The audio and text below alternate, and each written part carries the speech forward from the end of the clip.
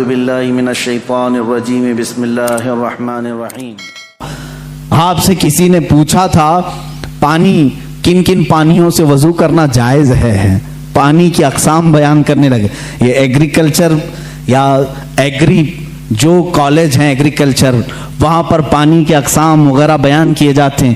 Highest جو بیان کیے گئے ہیں وہ 11 12 13 قسم کے پانی بیان کیے ہیں، 11 قسم کے 12 قسم کے، بعض یونیورسٹی میں 13 قسم کے۔ اس پر بھی محققین نے تحقیق کی ہے کہ ایگریکلچر یونیورسٹیز میں پانی کے الگ الگ قسمیں کیسے کیسے بیان کی گئی، لیکن امام محمد رضا خان فاضل بریلوی رضی اللہ تعالیٰ عنہ سے جب سوال ہوا تو آپ نے 303 قسم کے پانی بیان فرمائے ہیں۔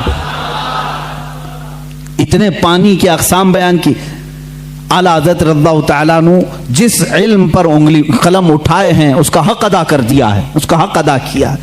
آپ کا دوسرا سفر حج تھا، غالباً 1906 میں آپ دوسری مرتبہ حج کعبہ کے لیے تشریف لے گئے تھے۔ آپ کے بڑے صاحبزادے حجت الاسلام مولانا حامد رضا خان رحمۃ اللہ علیہ بھی آپ کے ساتھ تھے۔ حج کی حاضری کے وقت، اس وقت وہاں پر ظاہر سی بات میں 1906 کی بات کر رہا ہوں، وہابیت کا غلغلہ نہیں تھا، اہل سنت و جماعت تھے، ترکیوں کی خلافت تھی، سنی عاشقان رسول مکہ میں بھی تھے، مدینے میں بھی تھے، علماء حرمین طیبین تھے۔ جیسی علماء کو معلوم ہوا ہندوستان سے ایک جوان عالم دین ہے، وہ آئے اور ان کے علم کا توتی بولتا تھا اس وقت۔ تو اس وقت وہابیوں کے شروع کے فتنے نکلے تھے اور علم غیب رسول پر لوگ سوال کر رہے تھے۔ مولانا سید اسماعیل رحمت اللہ تعالی مکہ مکرمہ کے جلیل القدر عالم دین ہیں، سید اسماعیل مکی رحمت اللہ علیہ، وہاں پر موجود بڑے بڑے مشائخ ہیں۔ جب مولانا سید اسماعیل مکی رحمت اللہ تعالی علیہ کو خبر ہوئی تو ایک دن اعلیٰ حضرت رضی اللہ تعالیٰ عنہ مکہ مکرمہ میں طواف خانہ کعبہ کے بعد آپ مکتبۃ الحرم، مسجد حرم میں جو مکتبہ تھا، کتابیں رکھی جاتی تھی، لائبریری، وہاں جا رہے۔ یہ پیچھے سے آئے، انہوں نے دیکھا، اعلیٰ حضرت رضی اللہ تعالیٰ عنہ کو دیکھا اور اس کے بعد ملاقات ہوئی، گفتگو ہوئی۔ مکتبے میں جب گئے تو وہاں 4 علماء اور بیٹھے تھے، سب کتابیں کھولے ہوئے بیٹھے تھے۔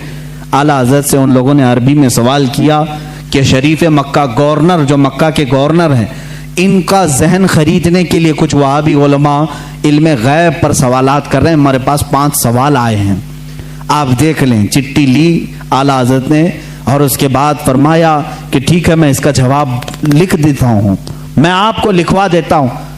ان علماء نے کہا ہم کو اتنا جلدی نہیں چاہیے، اتنا مفصل چاہیے، اتنا تفصیلی چاہیے کہ وہ ان میں سے کوئی جواب نہ دے سکے۔ اعلیٰ حضرت رحمت اللہ تعالی علیہ مکتبۃ الحرم مکہ میں اس وقت موجود تھے اور انہوں نے ٹائم صرف 2 دن کا رکھا تھا۔ اسی دن اعلیٰ حضرت کو بخار آیا، دوسرے دن سخت بخار، اور اس وقت صبح کے وقت شاید غالباً 8 بجے یا 7 بجے حرم مکہ میں آپ بیٹھے تھے، علماء موجود ہیں بڑے بڑے، وہاں پر مفتی حنفیہ بھی تھے، مفتی شافعیہ بھی تھے، مفتی مالکیہ بھی تھے، یہ 4 مذاہب کے مفتی وہاں پر ہوتے تھے، ہر زمانے میں رہے ہیں، یہ بڑے بڑے عبقری شخصیات وہاں تھے۔ اعلیٰ حضرت رحمت اللہ تعالی علیہ بخار کی حالت میں لکھانا شروع فرماتے ہیں، حضور صلی اللہ تعالی علیہ وسلم کے علم غیب پر دلائل لکھانا شروع کرتے ہیں۔ قرآن کی آیتیں پہلے لکھائیں، احادیث رسول جمع کیا، اقوال سلف و صالحین جمع کیا، صحابہ و تابعین کے متعلق منسوب باتیں لکھائی، یہاں تک کہ وہ کتاب تقریباً 200 صفحات پر مشتمل ہو گئی، جس میں دلائل کا انبار ہے۔ 70 سے زیادہ دلیلیں آپ کی طرف خود سے دی گئی ہیں، قرآنی آیات اپنی جگہ پر، احادیث رسول اپنی جگہ پر، اقوال سلف و صالحین سب اپنی جگہ پر۔ 8 گھنٹے مسلسل لکھاتے رہے، 8 گھنٹے میں پوری کتاب تیار ہوئی جس کا نام رکھا الدولۃ المکیہ بالمادۃ الغیبیہ۔ یہ مصر سے بھی شائع ہوئی ہے، جس کو ابھی نام کی تبدیلی کے ساتھ وہاں کے ایک بڑے مشہور عالم، وہاں کے ایک استاد نے شائع کیا ہے، رفع الریب اما نال المصطفیٰ من الغیب۔ یہ کتاب ایسی ہلچل مچا دی مکہ میں، 8 گھنٹے میں لکھی ہوئی کتاب ہے جس میں تقریباً 200 دلائل موجود ہیں، 70 سے زیادہ اقوال موجود ہیں. یہ تمام دلائل لکھنے کے بعد اعلیٰ حضرت رحمۃ اللہ تعالی علیہ اس میں تفسیر کے حوالے جاتے, ریفرنس سب ہیں, ایسا نہیں کہ منہ سے بولتے چلے گئے. تفسیر کے اور اصول حدیث کے ریفرنس ہیں, فلاں حدیث کی کتاب میں یہ عبارت ہے, فلاں تفسیر کی کتاب میں یہ لکھا ہوا ہے, فلاں علم فقہ کی کتاب میں یہ لکھا ہے, فلاں محدث نے یہ بیان کیا. سب کے ریفرنس کے ساتھ لکھایا, جبکہ سامنے آپ کے کوئی کتاب بھی نہیں تھی.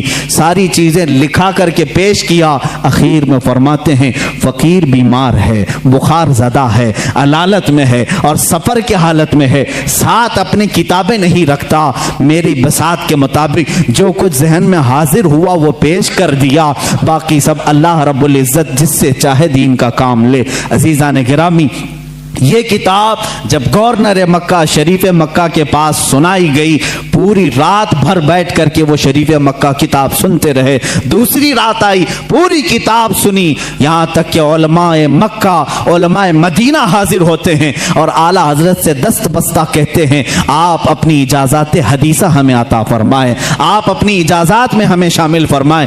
اسی سفر حج میں اعلیٰ حضرت رحمۃ اللہ تعالی علیہ نے علماء حرمین کو اپنی اجازات عطا فرمائی. لوگ حرم کے علماء سے اپنی اجازت لینے آتے تھے اور